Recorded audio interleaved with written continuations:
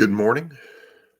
Welcome to Sum It Up on October 2nd, 2024, where I get to sum up my message from this past Sunday. I'm in the sermon series, God Uses Little Things to Make a Big Difference.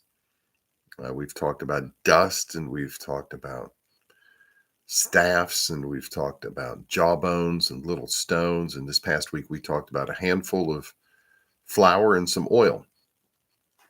Interesting story in 1 Kings 17, where Elijah has prophesied there would be rain, and he has to go and be fed by ravens, and they take care of his needs. And then, because there's no rain, which he prophesied, he has to go to Zarephath, and goes to the widow of Zarephath and asks her for help with some food. And she says, I don't have any.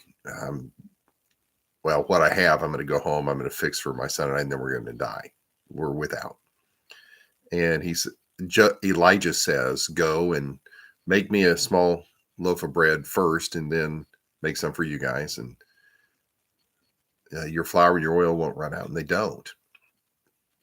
See, I see an interesting thing happening in this story. Elijah was doing exactly what he was supposed to do, but I don't know that he ever saw or understood why some of the things were happening.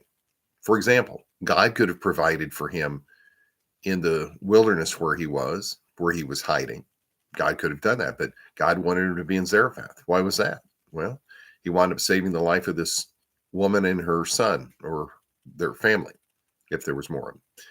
And we're left with this. Oh, so Elijah winds up there, and he survives, and they survive. And then all of a sudden, the lady's son dies, and Elijah brings him back from the dead. One of the things I find interesting about doing what God wants you to do is that we don't always understand or see why he would have us do this or that. I don't know that this story is solely about the widow's son being brought back from the dead, but it is interesting that as Elijah did what God told him to do, it wound up culminating in the resurrection of this dead son. So I just want to remind you that sometimes you may not understand why God wants you to do this or that. You might not be able to see that clearly, but I don't know that it matters because he knows which way he would have us to go. So go out today and do the things God wants you to do. Who knows what that could lead to? God bless. Have a good day.